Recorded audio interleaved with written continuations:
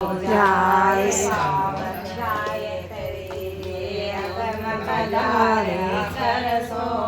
श्रृंगार गायत्री ने जाका जन्म सफल हो जाए। कार्तिक महीना में खुश करनावे जन्म मरण छूट जाए। कार्तिक महीना में खुश करनावे जन्म मरण छूट जाए।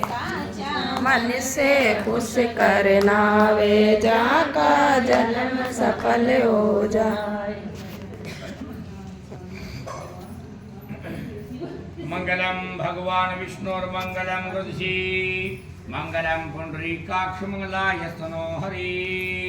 ओम नमो सनंताय सद्रमूर्तये सद्पादक्षुर्वराहि शाश्वती सहस्रनामने पुरखाय शाश्वती सहस्रकोटि उदाहरणी नमः। बोली विष्णु भगवान की जय। सोनका जी बोलते हैं, हे सूत जी, संक्षेप में कार्तिक मास का महात्म्य और तुलसी के महात्म्य का विस्तार पूर्वक वर्णन करो।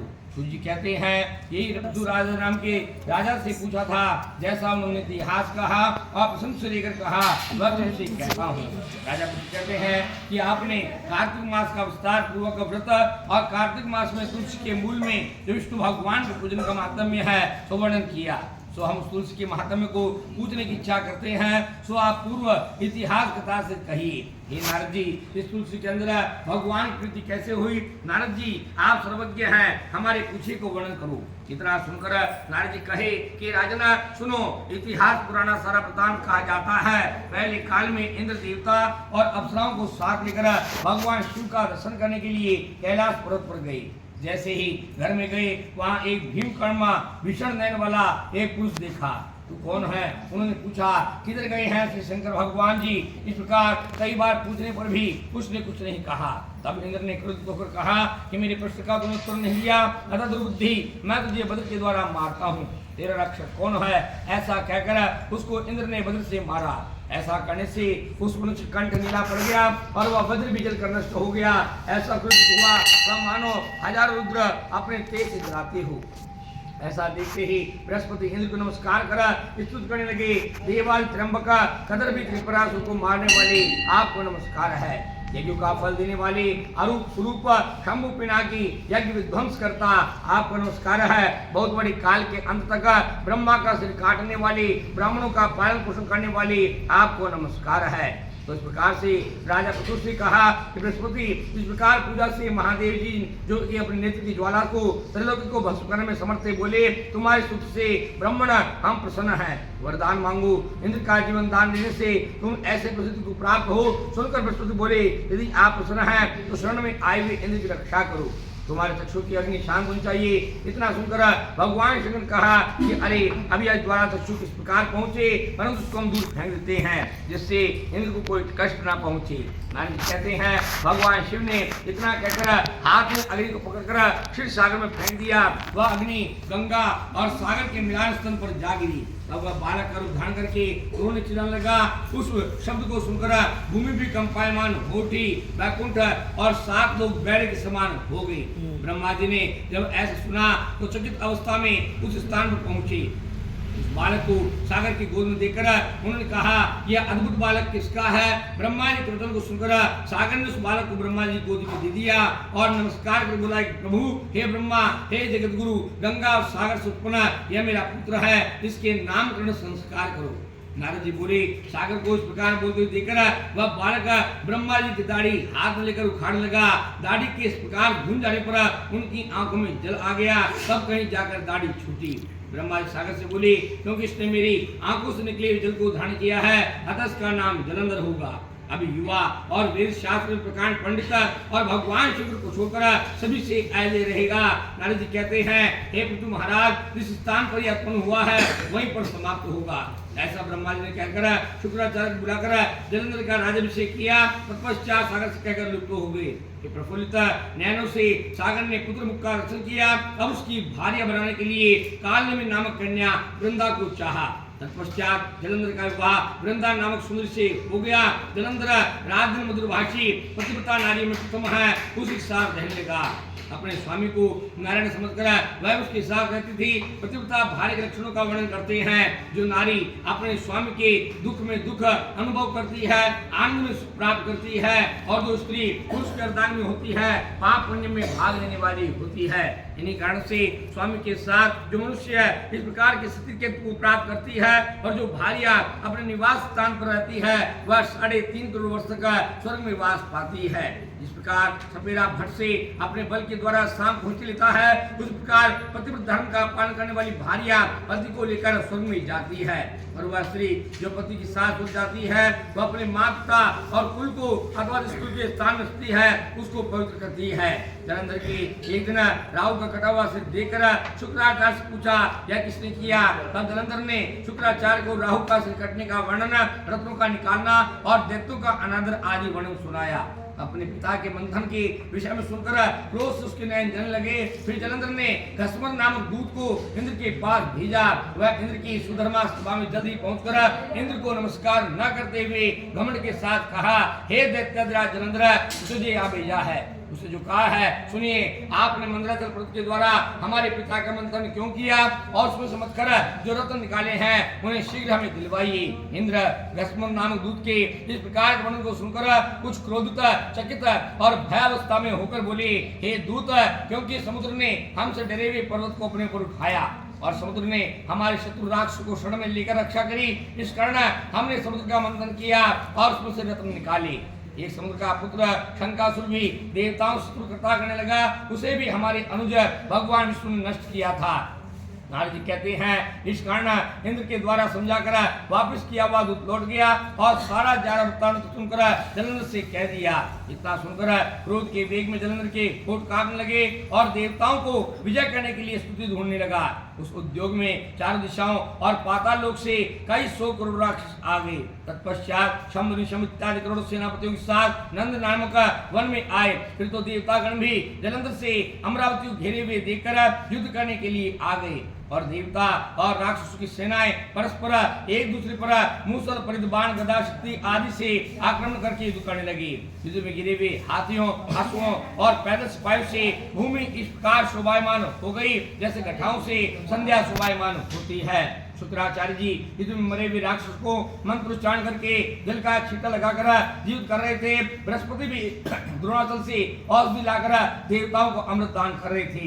इस प्रकार से मरे हुए देवतागण जब दोबारा जीवित होते हुए जलंधर देखा तो वह शुक्राचार्य से बोले, हे गुरु जी, हमने सुना है संजीवनी विद्या आपके सिवा कोई नहीं जानता। फिर यह देवतागण जो कि मुझसे मारे जा चुके हैं जीवित कैसे हो रहे हैं? शुक्राचार्य ने कहा, द्रोणाचल पर्वत से औषधि लाकर भगवान बृहस्पति जी उनको जीवित कर रहे हैं, लगता है उस पर्वत को लिया।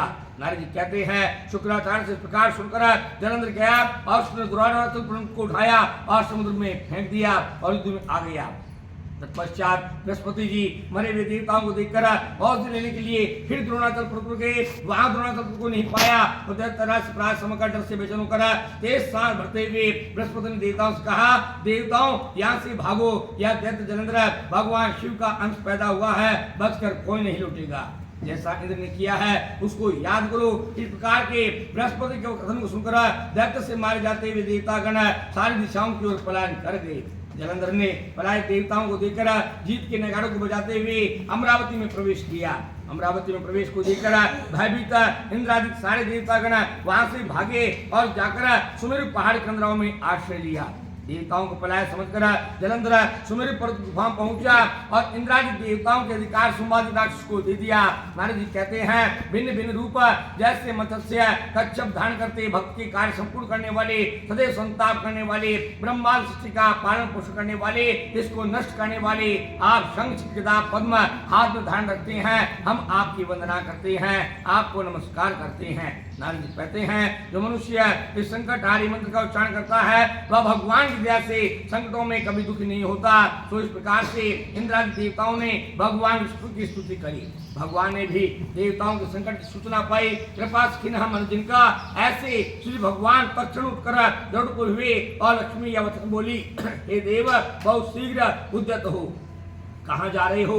मुझे ऐसा प्रतीत होता है जैसे आप लड़ने जा रहे हो। भगवान विष्णु कहते हैं, जलंधर जो तुम्हारा भाई है उसने देवताओं को संकट में डाला है। क्योंकि देवतागण हमें बुला रहे हैं, अतः हम जा रहे हैं। लक्ष्मी बोली, नाथ मैं सदैव आपकी भक्त रही हूँ, आप हमारे भाई को कैसे मारोगे? विष्णु बोले, क्योंकि यह शंकर के अंश से पैदा हुआ है और ब्रह्मा जी का आशीर्वाद प्राप्त है इसको, अतः हमसे नहीं मारा जाएगा। ऐसा कहकर शंख चक्र गदा तथा तलवार हाथ में लेकर गरुड़ पर चढ़कर शीघ्रता जाकर विष्णु भगवान संग्राम करने गए जहाँ जलंधर था। तत्पश्चात विष्णु भगवान गरुड़ के पंख की तेज वायु से मरे हुए राक्षस आसमान में बादल की तरफ उड़ने लगे। देवनव उस वायु से देखकर और दैत्यराज विष्णु भगवान सामने आड़का तथा एक बहुत बड़ा संग्राम विष्णु भगवान और जलंधर के बीच में हुआ। जलंधर ने विष्णु भगवान की छाती में मुक्की से प्रहार किया। इस प्रकार से विष्णु भगवान ने सुंदर संग्राम किया है। इस प्रकार से जलंधर कहने लगे, हे दैत्यराज जलंधर, तुम्हारे शौर्य तथा साहस से हमें बड़ी प्रसन्नता हुई। अतः जो तुम वरदान चाहते हो वह कहो, हम तुम्हें देंगे, देने योग्य देंगे अथवा न देने योग्य भी देंगे। हम बहनों ही हैं, तुम्हारी बहन के पति हैं, अतः हमारा तुम्हारा संग्राम होना ठीक नहीं। जो तुम्हारी इच्छा हो सो हमसे मांग लो। जलंधर ने कहा, यदि भगवान आप मुझसे प्रसन्न हुए हैं तो यह वरदान मुझे दीजिए कि आप हमारी बहन के साथ और गणों के साथ हमारे घर में निवास करो। नारद जी कहते हैं ऐसा ही होगा और वरदान देकर विष्णु भगवान लक्ष्मी और देवतागण के साथ जलंधर नामक पुरी में पहुंचे।